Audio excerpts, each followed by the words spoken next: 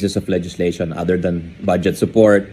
We have the digital transformation bill, the digital competitiveness and digital skills bills, and the digital payments bill na to create the environment in government and to mandate yung ating mga ahensya, lahat ng ahensya ng gobyerno suportahan po yung pagkaroon ng kabataan ng mga digital skills. So in agencies like TESDA and CHED, magbigay ng scholarships, DTI to give incentives, and of course the ICT to develop the digital infrastructure. So good luck po sa inyo lahat. I'm happy you're attending this youth forum. I'm happy Yusek Ibrahim is at the helm of projects like this, and of course you have our full support. Please let us know what else we can do to improve the position of the country and give everyone, our youth, a brighter future in digital careers and futures. Salamat po, mabuhay kayong lahat.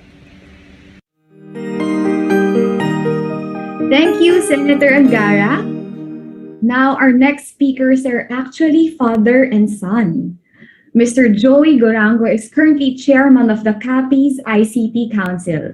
He is now serving as a director and coach for Servio Technologies, Surpass, AID, Office Guru, Code Scholarship Fund, and the Mijares Gorango Cranlo Facial Foundation. Joining him is his son, JC, who is a full-stack developer and the author of Denim, a low-code development tool for creating enterprise-grade business applications.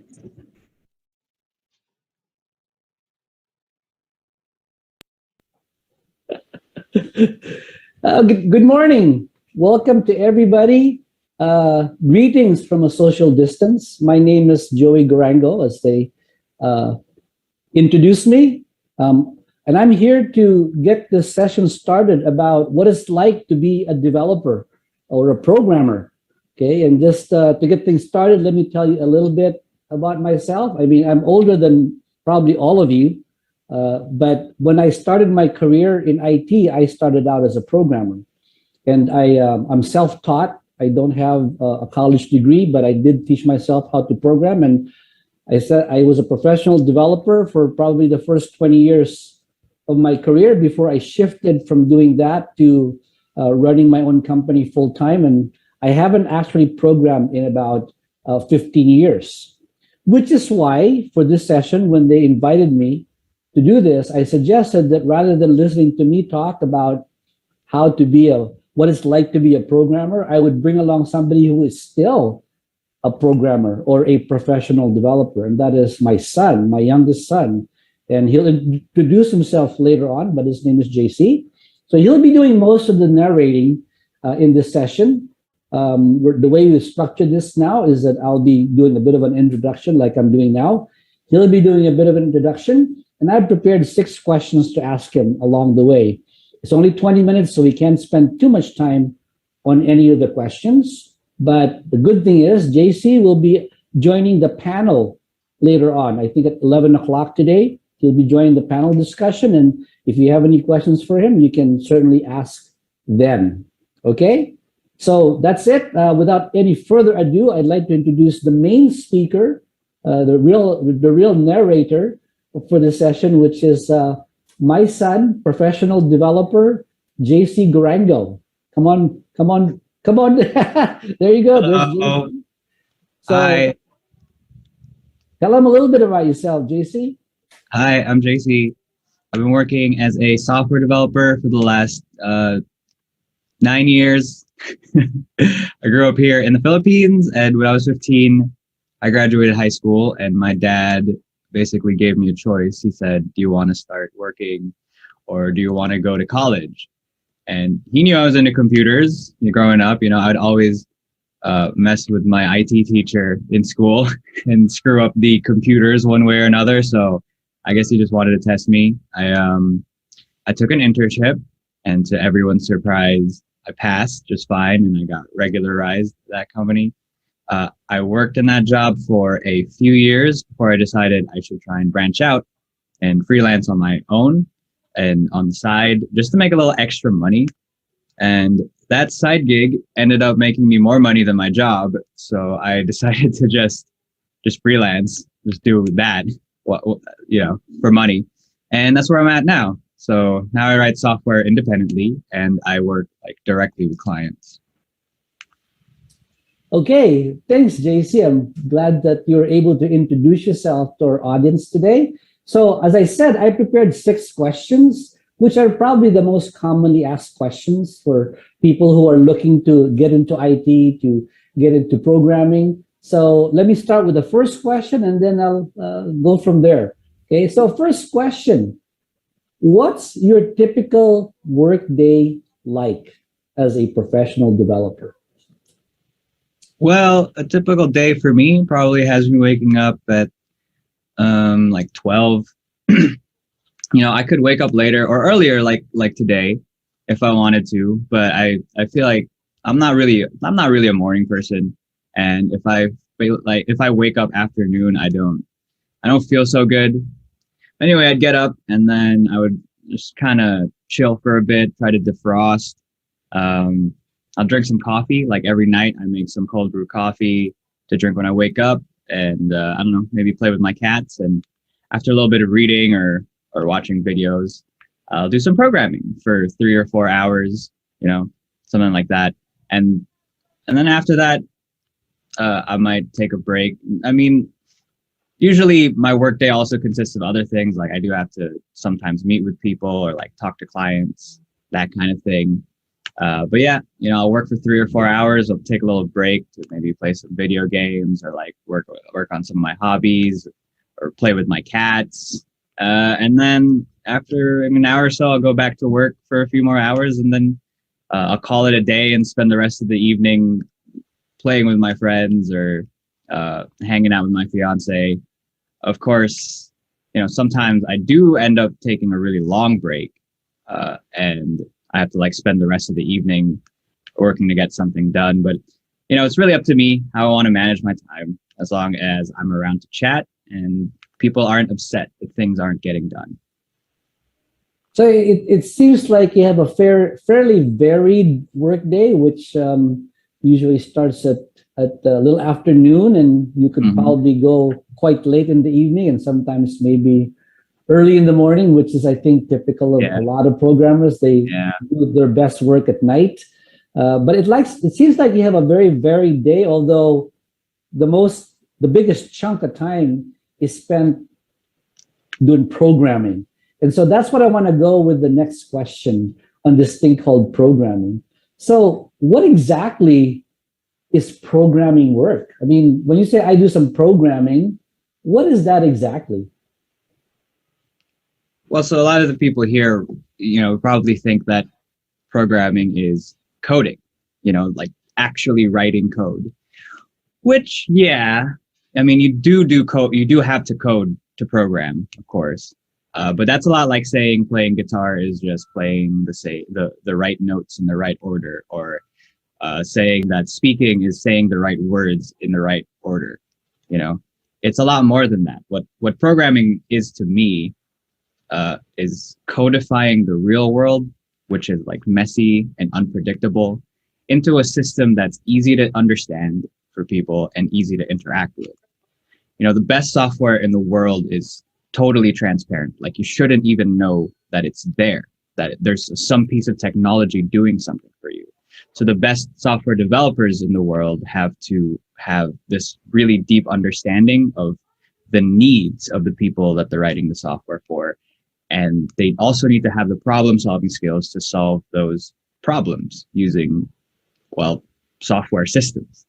And so it's really just like solving word problems all day, except they're like actually real scenarios, if that makes sense. So it's about problem solving more than anything else, it seems. Yeah. You see, and when you talk about problem solving, does that mean that you have to be a whiz at mathematics? Not necessarily.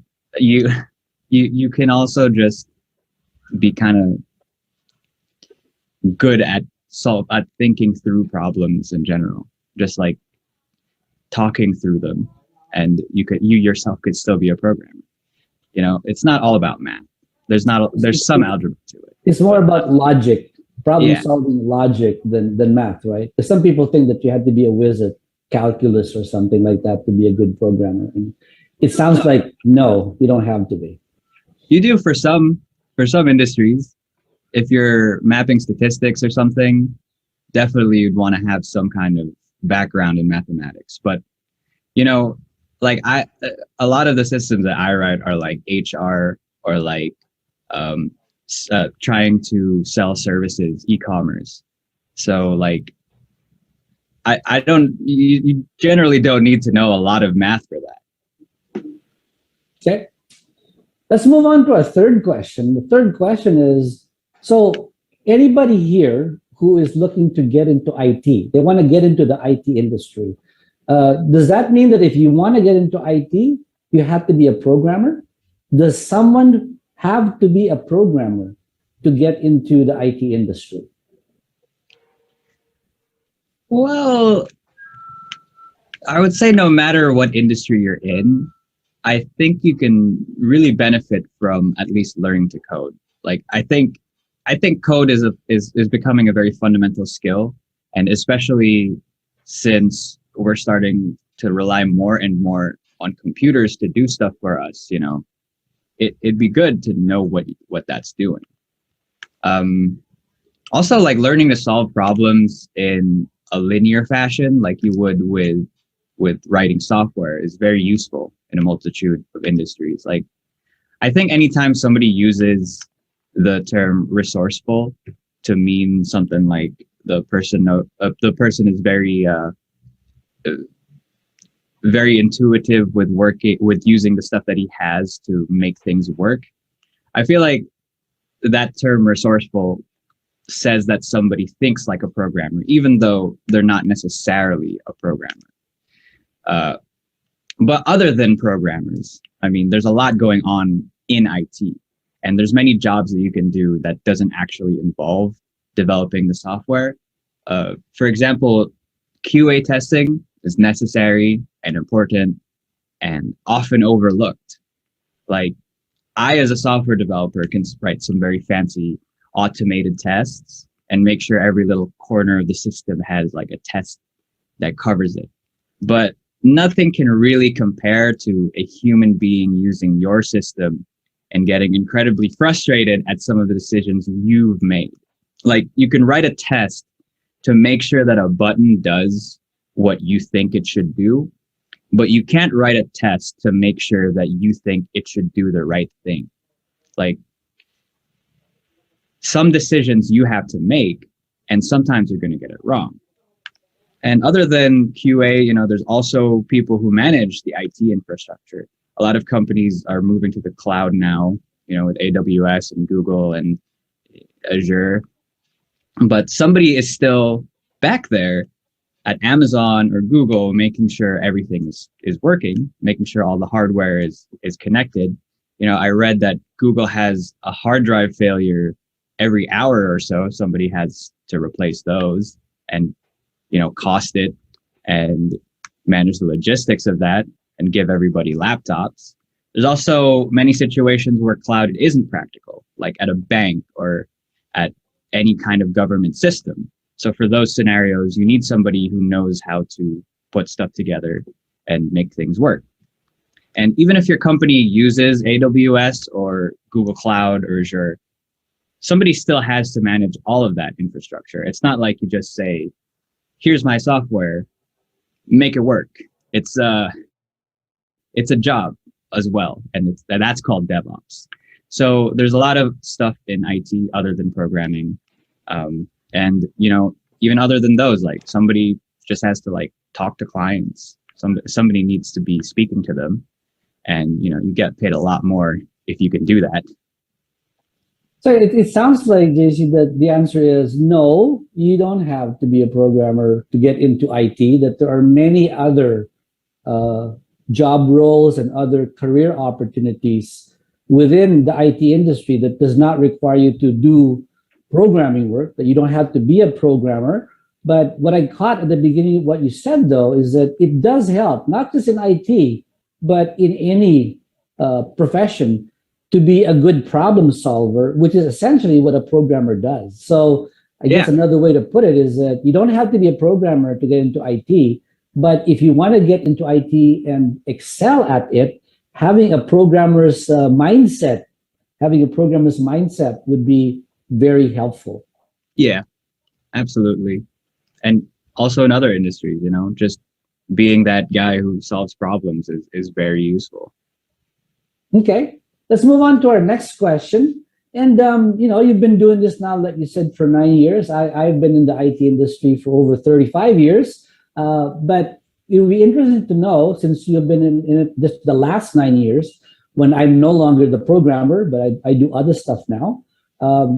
In the last 9 years and the time that you've been a professional programmer, what would you say have been the major challenges, the difficulties that you've had to face that you think people should know about before they get into this line of work? I think the most challenging part is just trying to connect or square what people expect and the reality of software. Because software breaks, and you can make it so that a software breakdown doesn't destroy things. You can isolate systems to make sure that this thing doesn't break that thing.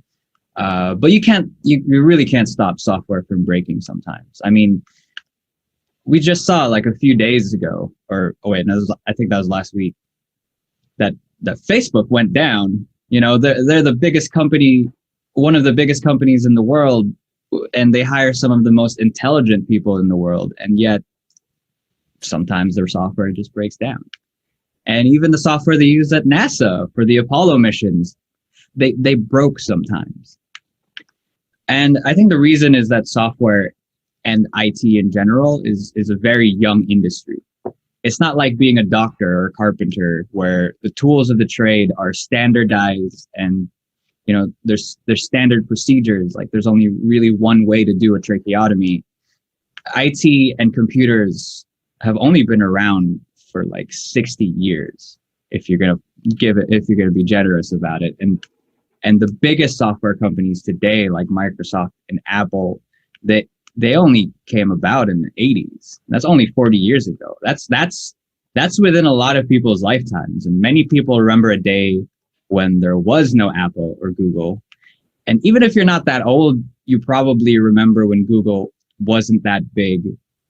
Although now that I think about it, probably a lot of you don't remember a time. I think you're talking about people like me who remember a time when there was no Google, there was no Apple, there was no Microsoft, there was no Amazon.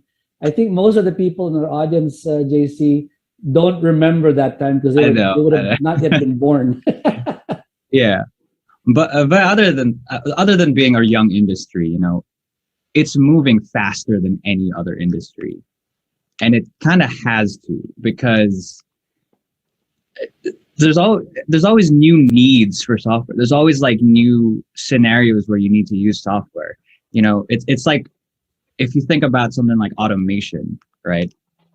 You're constantly making new automations for new processes, and so the tools have to keep evolving.